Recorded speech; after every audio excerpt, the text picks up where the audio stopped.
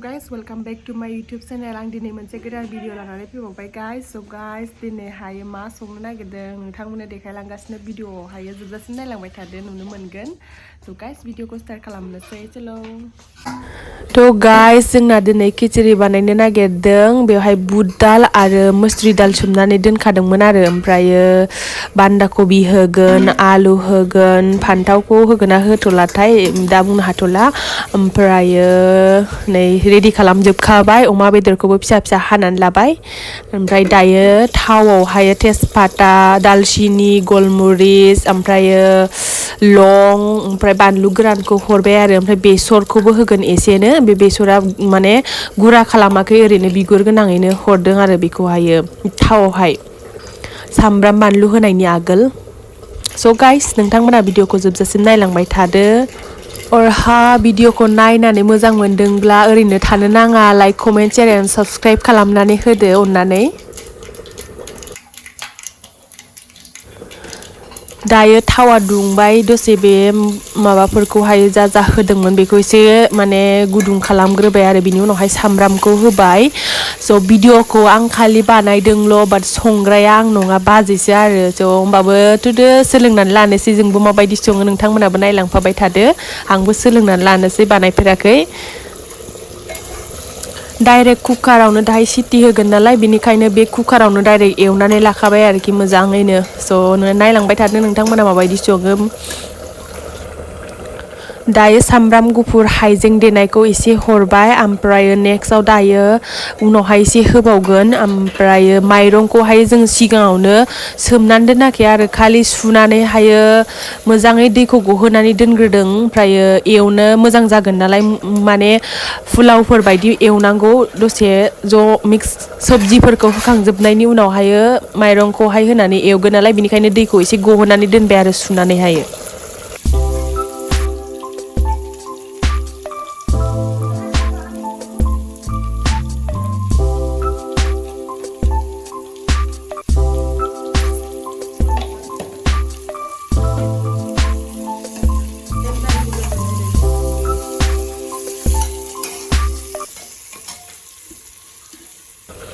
बेयो जाबाय अमा बेदर गोरान बे रुनाय नङा दे बियो माने बेदरा गोरान फोराननानै दोननायमोन नालाय बेखायनो दै गुदुङाव दसे सोमनानै दोनदोंमोन आरो ओमफ्राय दा बेखौनो डाइरेक्ट दैनिफ्रायनो बोखांनानै हरबाय.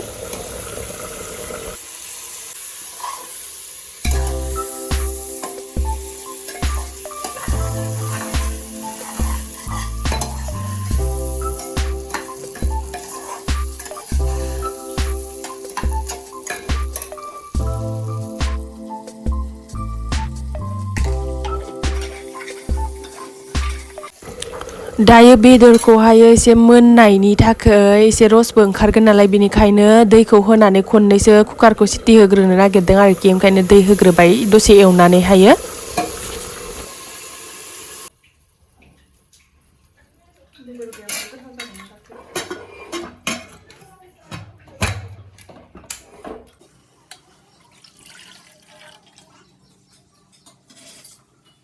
संख्रि फुदुंदों नै तेजपात होनोसै ओमफ्राय संख्रि एसे होनोसै.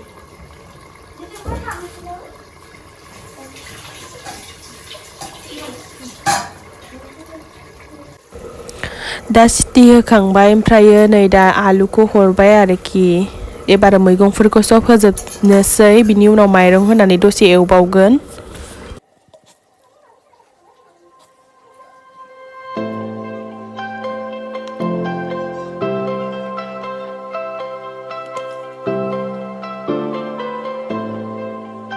दा आंनि संख्रि साहाया रेडि जाबाय. दायो मैगंफोरखौ सब होनानै एवखांजोब्बाय नै ओमफ्रायो दायो माइरंखौ होनानै दसे एवसिगोन आरोखि ओमफ्राय बिनि उनाव माइरंखौ होनानै जयै दसे एवबावनोसै बिनि उनावहाय दै होनानै सिटी होबानो जोंना खिचड़िया मोनसिगोन.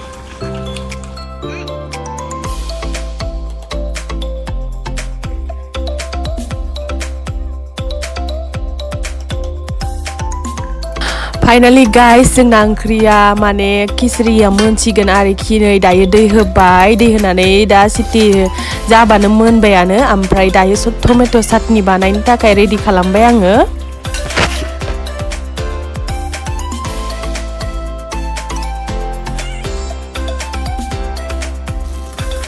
दायो आङो थाव होबाय थाव होनायनि उनावहाय पासफुरन एसे होदों ओमफ्राय बानलु गोरान होदों आरोखि ओमफ्रायो सामब्राम बानलु होबाय बानलुखौ एसे बुरजायैनो होबाय आङो ओमफ्रायो हाइजेंजों सामब्राम गुफुर देनायखौ हरबाय आरो ओमफ्रायो दै होआलासिनो पुरा भाजा खालामनोसै ओमफ्रायो माने गोरान एवथाबगोन आरो दै होआलासिनो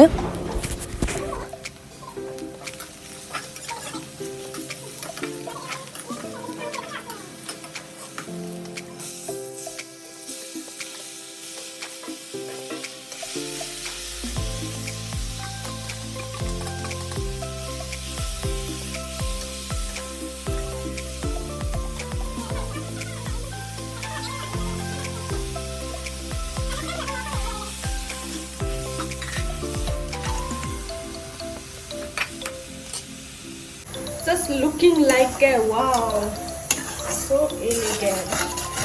बानलु गोसा होनानै बाथोन बानायबाय एबार एसे मस्ला होबावनोसै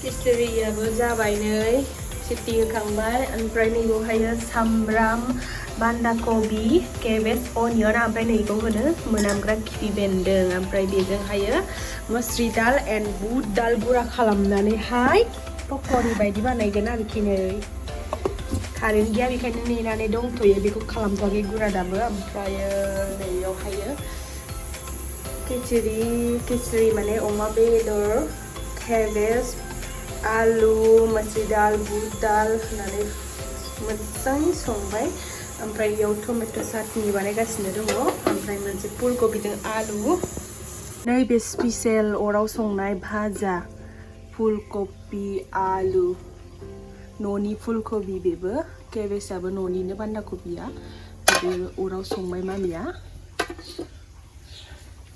अगदाबाव संनाय मोनसे स्पेशल नै खान्थाल गोरलै रुनानै दोननाय बेखौ दा मोनायाव संगोन ओरैबायदि गोथाव सङो बाबाया जोंना ओमफ्राय बेखौ दा मोनायाव संगोन आरो This one is my favorite Maggie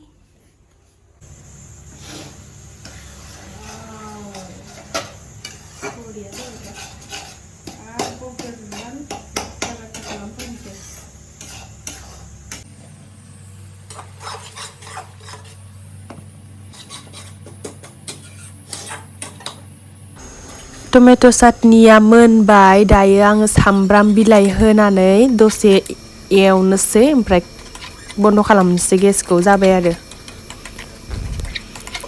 जागौ गोथावल' नुखाबाय नै ओमफ्राय नै दायो नायनोसै बोखारनानै माबायदि जादों नै वाव अमा बेदरा सायाव मोखाङाव जानानै थाफैजोब्बाय नै दायो लास्टआव मोनसे नै जानायनि एसे आगोल बरा बानायबाय गुदुं गुदुं गरम गरम लास्टआव बानायबाय बेखौहायो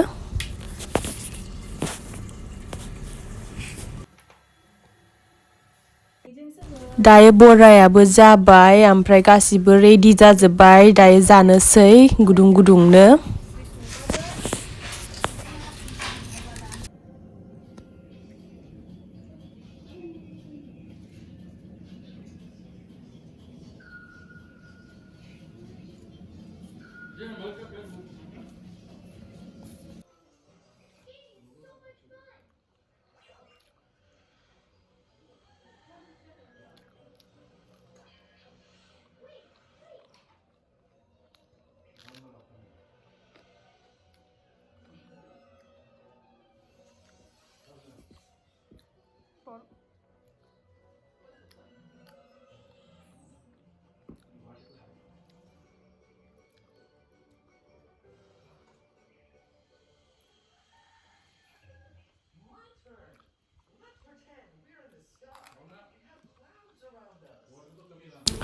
जा गोथाव जाखादों गाइस ओमफ्राय एसे गुदुं जाबावबाथ' साबसिन जाबावगौमोन आरो एसे गुसु जाहांबायमोनानो ओमफ्राय दिनैनि भिडिअ'आ एसेनोसै guys thank you for watching my video' and like comment share and subscribe खालामनो दाबाव and once again thank you so' much bye bye